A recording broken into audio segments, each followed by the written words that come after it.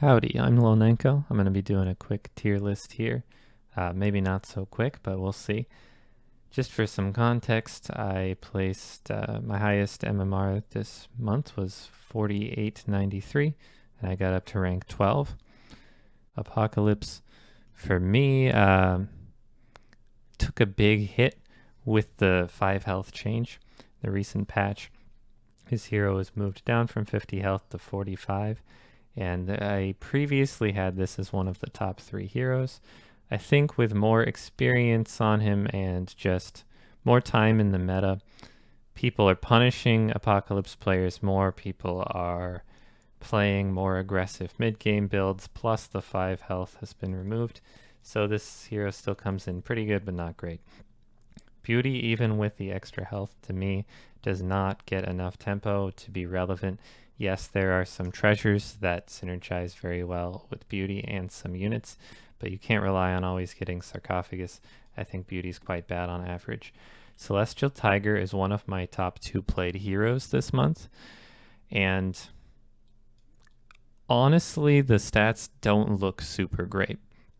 So I have a lot of first places, but not the best average placement on this hero.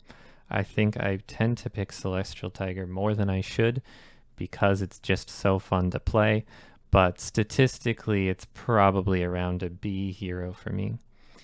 Charon is one of the heroes that performed very well for me last month in November.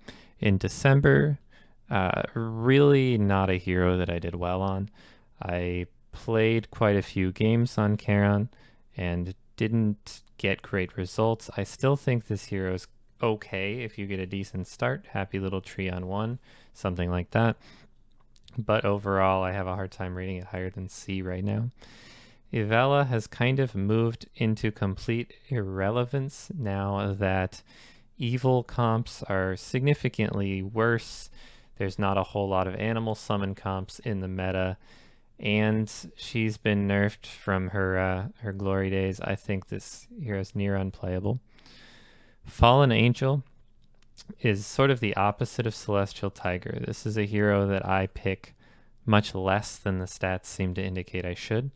I think Fallen Angel probably is a pretty strong hero, but I just don't love playing her. I think, if I'm being honest, I have to put her in a B.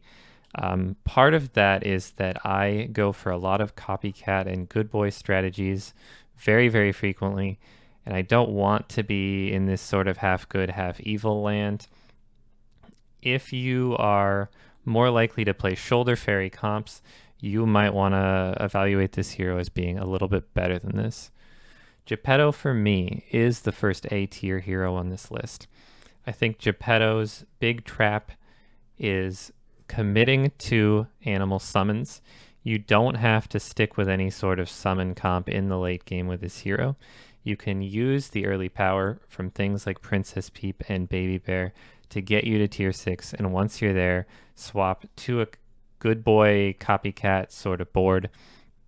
One of the strongest heroes for that purpose, just for the sheer ability to survive until the late game. You might not be getting a ton of first places on this, but your average placement should be pretty good if you play solidly. Gwen. Grandmother first. Grandmother is, I think, perhaps the most underrated hero in the game right now. My stats on this hero seem to indicate that she's one of the best in the game. If you look at the stats that other people have put online, sort of the collected ones, this hero ranks pretty well, but is quite underpicked.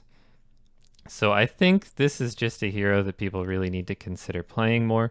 The extra 10 health is a lot like Apocalypse in the last patch, but since your board isn't getting replaced, it's getting buffs instead. That means you can buy into things like Friendly Spirits, Copycats, Wombats, things that benefit a lot from getting +5/+5 when you tier up. So I have this hero very high. I think it's one of the best in the games. Let's take Gwen as probably low B or high C. I think Gwen is a hero that can really get some great results, but also has a tendency at times to just fall apart if you don't find anything great. Granted, my Gwen playstyle is to always hold knighthood until at least tier 4, so it is a bit of a boom or bust strategy. If I don't find something like an Arthur or a friendly spirit to knight when I hit tier 4, it can be a bit rough. Another line you can do is Mix-a-Wizzle and then knighthood. It's something people ask me about all the time. Yes, if you Mix-a-Wizzle and knighthood, you get to keep the knighted Mix-a-Wizzled unit. It will stay as whatever it was when you knighted it. Still, I think this hero, despite having a lot of potential, is a bit less consistent for me than the heroes I'd like to put in A, so I'll keep it in B right now. Headless Horseman, I don't see anyone play this. I don't play this. I think it's bad. Horde Dragon. This is, again, a hero that maybe ranks higher in fun than in results, but I don't think this hero gets bad results, especially because if you can survive until the late game, you can probably crank out a win. Like, by the time you're in top 3, you might as well be in top 1 because you can just get tier 7 treasures so easily. But the difficulty then comes with not taking a bunch of damage in the early and mid game. Ultimately, I think this is another one of my B tier heroes. Jack's Giant, I don't see any reason to play this. King Midas, this is a new hero, so I'll talk about it a little more as I place it in F.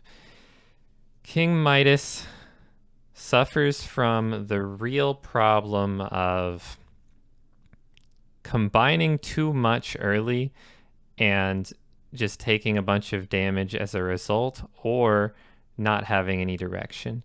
It tends to be one or the other. If you combine a bunch of units early, for example, if you're combining princes and princesses to try to go Arthur, if you don't find the Arthur as soon as you hit tier 4, you will take a bunch of damage and die. If you don't combine much and you sort of ignore your hero power until your board is full and you get something going a bit, you run the risk of just not ever getting any real synergy, not taking advantage of the hero power. So while this hero can do some crazy things, it usually won't, and I think it's really quite terrible. Krampus, the extra stats that Krampus gives are not relevant enough for me to ever pick this hero. Plus, evil units are not very strong right now. Loki. Now, Loki's an interesting one with a somewhat recent change. Now the Loki spell pool can cast targeted spells. It can buff your minions, which at times means that you don't want to be holding on to minions that you don't want to play. Sometimes on other heroes, you'll be holding on to things in your hand just to sell them back later. You're just trying to bank the gold. But on Loki, you run the risk of buffing something in hand that you didn't really want to buff. Overall, I think the spell pool got significantly worse with the Loki change. And a hero that was once, in this A+++ tier, still playable, but far from great. I put it around the C. Mad Catter. I'm pretty down on Mad Catter lately. It's probably a playable hero. You can probably put it in D, but I think in this meta, we just don't get that much value out of jamming random stats onto random minions. Well, not random stats, but random minions getting extra stats. It's just going to be really difficult for you to put together much of a comp. And I think generally the stats that you get from the Catter Hero power are not going to be enough unless they happen to land on the units that can take great advantage of it, like Friendly Spirit, and it's just not going to happen enough at the time. Mask, this is a hero that I never thought I would rate this low, but Mask has just not been doing very well for me. I think the nerfs to Mask not getting extra health anymore when you swap into a hero like Grandmother, as well as Skip being nerfed to give less experience, and just the general widening of the hero pool has kind of left Mask in a situation where your results are just a bit worse on average and it's enough that I move this hero down a bit. Merlin, on the other hand, I'm pretty up on. I think the change to Monster Book, bringing it down to tier 4, is a really significant change. In addition to that, I've been playing sort of mage comps and hat ball sort of comps, the Merlin's hat crystal ball combination more often, and that means that Merlin moves up for me, whereas before I was sort of a notorious Merlin hater. I think now he deserves a B spot. I'm certainly not going to put him up higher than that, but around B seems fair. Miri, King Lion. Now, this is a hero that I think I've sort of always rated higher than most people, and last month my stats were very high on Miri even after the nerf. This month, in December, I didn't play so much Miri. I still think this hero's okay, but with the nerfs now receiving less stats, plus I feel like a little bit less consistency playing Royals comps. I'm not sure why, it just feels that the meta's sort of shifted away from Royals comps. I'm going to put Miri in a C tier. I think this hero can work out really well to your advantage, but there are sometimes those games where you just don't get anything going, and it can be really rough. Mordred. I would not play Mordred. I am going to put this in F tier. Morgan Le Fay. Morgan got a buff, giving her 5 extra health, which a lot of the times is enough to squeeze out 1 extra turn before you pop the first activation of this treasure, before you drop to 20. And a lot of the time that will be the difference between getting a tier 4 treasure instead of a tier 3, or a tier 5 instead of a 4, or whatever it works out being.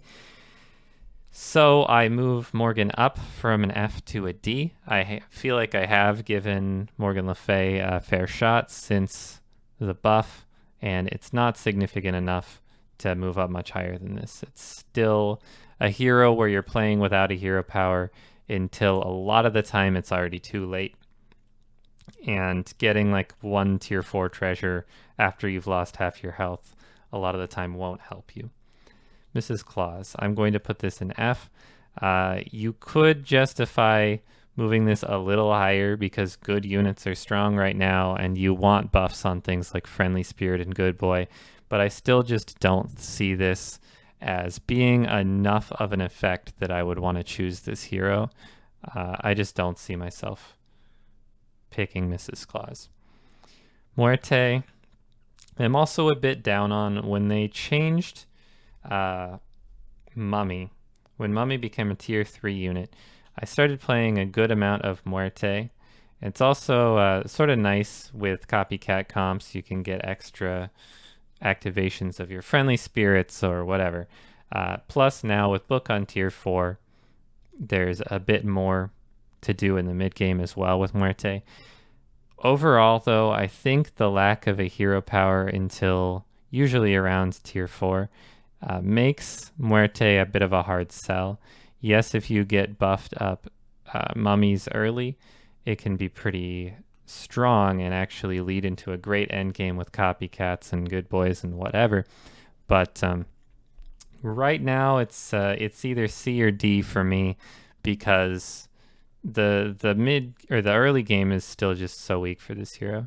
Pan's Shadow, I don't want to be buying evil minions right now, plus I don't see it as enough economy to be very good. If you were buying evil minions basically every turn, then Pan's Shadow would rank as high as Sharebear and Curse King, which we'll see later I do think are very good. But as it stands, I don't want to buy evil minions that often, and as a result, I'm putting Pan's Shadow in F as well. And my F tier isn't really ordered here. The tiers aren't really ordered. I'm just sticking them within the tier. Peter Pants. Now, my average placement on Peter Pants is 2.7 across quite a few games this month. The only drawback is that it's generally pretty hard to get first place on Peter Pants unless you can get Crystal Ball, Merlin's Hat, and Forking Rod. Sometimes you can get a win off of something else like Gloves of Thieving or Embiggening Stone, which you could get through Map and Blind Mouse.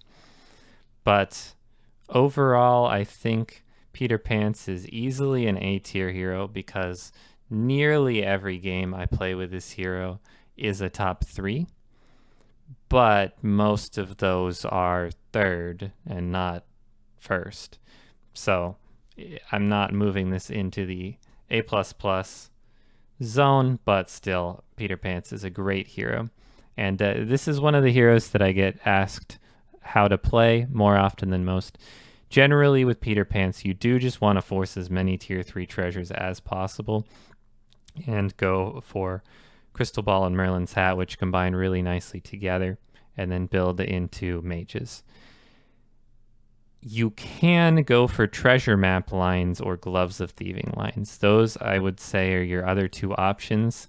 And then the last sort of option that you can't really rely on is just get really lucky with True Love's Kisses.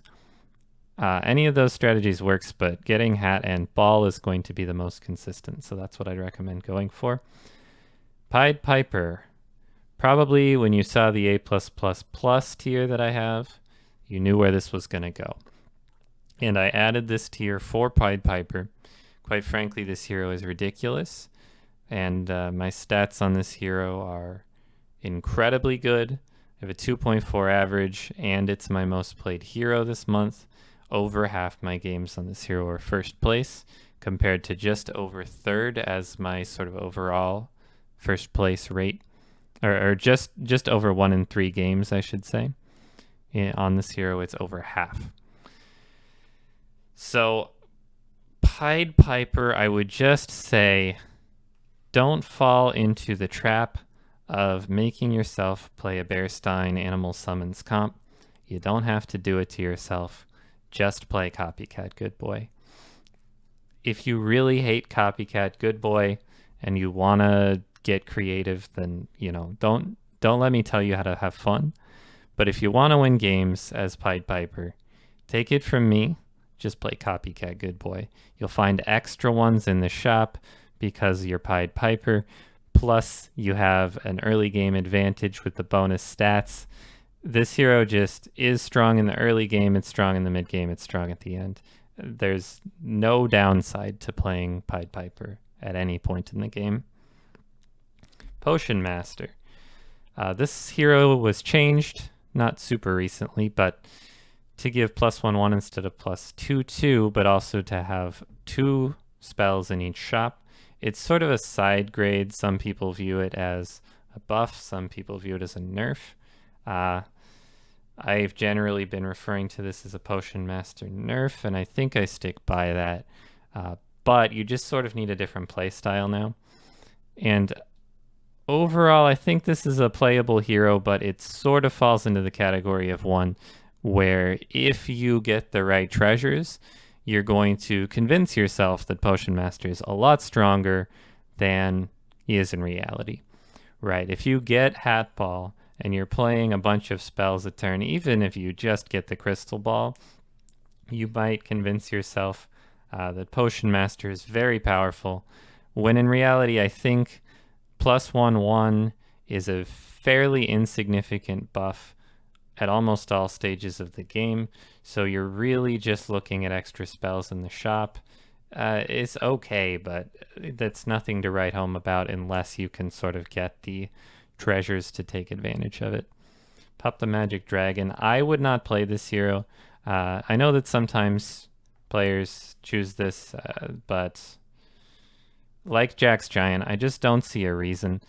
These heroes, Jax Giant and Pup, they give you a bit of an early game advantage, but I see that advantage as falling off way too quickly for me to want to use them. Now, Sad Dracula. Sad Dracula was changed now to give only +2 attack as the sleigh for the first spot, but Sad Dracula has a built-in Hermes boots, meaning priority attacks. You attack first unless the opponent also has boots, and then it's a coin flip. It's like getting one of the best tier 2 treasures for free, but with the caveat that it's usually not one of the tier 2 treasures that you want to pick early because there's no stat advantage. However, the +2 attack for Slay on your first unit is a bit of a stat advantage. Anyway, I kind of feel like this works out nicely for Sad Dracula. I haven't gotten too many opportunities to test this version of this hero, so I'm sort of tentative in my placement. I'm going to say high B, but my early stats actually indicate that this might be one of the strongest heroes in the game. And again, I think part of that is that I go for copycat comps a lot, and having Hermes boots with copycat is very, very powerful. You don't have to worry too much about utilizing the Slay +2 attack ability, but you know, if you want to, there's probably some cute things you can do with that as well, building Shadow Assassins or whatever you want. All right, Sharebear. Another one of the new heroes, and actually for me, the one I have the highest average placement on. My stats so far on Sharebear have been incredible, enough that I really can't justify calling this anything below A tier. And honestly, I just sort of advise against seeing the drawback on this hero as a drawback. You're never really going to notice that you've given the opponents extra gold. At least that's sort of my observation, because you give them the gold after you fight them anyway, and then you don't fight that same opponent again for several rounds most of the time. Meanwhile, you're able to buy extra stuff throughout the whole game. It's really significant on turn 2 when you can buy 2 units cleanly, and on the turn you hit tier 3, you will have 6 gold instead of 5, allowing you to buy 2 3-drops. It's pretty huge as an advantage, and yeah, my early stats seem to show Sharebear as very good. We'll have to see how that shakes out with more games, but right now I would not bet against this hero. Sir Galahad is one that I would not play anymore. There was a nerf a while back so that Galahad gives less stats. I will concede that this is probably a playable hero, but I sort of wrestle between an F and a D placement for Galahad, and I can buy that there are probably some people who place relatively highly with it, but with my playstyle, I just can't see it working. Skip has been nerfed. Skip now starts with 2 XP instead of 3, but then Skip was quickly buffed again, so that on your first tier 3 turn, you see a shop of all tier 3 units, which sort of minimizes the low rolls pretty significantly. You can't get horrible shops on turn 2 most of the time. And again, this hero is probably playable. I think you could argue for this being one of these D tier heroes, but for me, it's one that I'm not going to pick. And generally, you're losing so much life to get the 2 experience that I would rather just play experience spells on another hero and try to save my life by having a proactive hero power. Skip for me is not really worth playing right now. It's going to go in F. Snow Angel also goes in F for me. The payoff is very inconsistent. There are a lot of good units in the game, and a lot of them that you won't want at any given moment. You're going to find yourself getting a lot of baby roots when you don't want them. You're going to find yourself getting a lot of eggs when you don't want them. And just generally, I don't think this provides enough value, enough stats, enough anything. Snow Angel's going in F for me. That Cursed King, you actually have to worry about playing a spell most turns. And I say most because if you skip 1 or 2 of them, taking 3 damage or 6 damage throughout the game is not going to be the end of the world. So I would say this hero ends up being almost as good as Sharebear. I give Sharebear a little bit of an edge because, like I said, I don't think the Sharebear downside is much of a downside as all. But honestly, the Cursed King downside is not that significant either. I will probably call it a B, because having to play a spell every turn can make some turns a little bit awkward. But for the most part, you do want to play spells throughout most of the game. So it's not like it's a huge detriment, you know? But it's somewhere in this B tier. Fates, I would not play Fates. I think the amount of stats you get off of this hero is too little too late. Unless you're getting a very early triple or multiple very early triples, Fates is just so unreliable. I would not play this hero. Trophy Hunter. Grim Soul was added back into the game, which means Trophy Hunter is no longer the worst hero by far. Instead, it's just a regular bad hero. And I think you can argue for Trophy Hunter in C rather than D, because there's quite a few powerful things you can do now with Mummy being on tier 3 and being able to do large chunks of damage, which the old Mummy couldn't do, and with Monster Book being moved down to tier 4, as well as the old staples of Big Friendly Spirits and Good Boys. So there are some really powerful late game options for Trophy Hunter, but of course the problem is you have no combat advantage early, you have a lot of awkward turns if you have any slays or last breath that you have to sell when you find Grim Soul, because then you want your Grim Soul to only target whatever your most powerful effect is. Ultimately, it's one of the heroes, if you see Trophy Hunter in the top 3 of your lobby, you're probably terrified. But if you see it at the start of the game, you're probably not worried, because most of the time they're going to get 6th or something. Sphinx is another new hero. Now, when this hero came out, I told everybody it was terrible. And I have to admit, I was wrong on this one. I think ultimately both Sharebear and Sphinx ended up exceeding my expectations quite significantly. And Sphinx, sort of the obvious part is that you can play some free experience or True Love's Kisses throughout the game. What I hadn't necessarily anticipated was just how high of a high roll you get if you get Crystal Ball. Crystal Ball on this hero is a near guaranteed win, because you can just play a ludicrous amount of free spells in a turn. Additionally, there's just a pretty significant benefit late game to having 2 spells in your shop.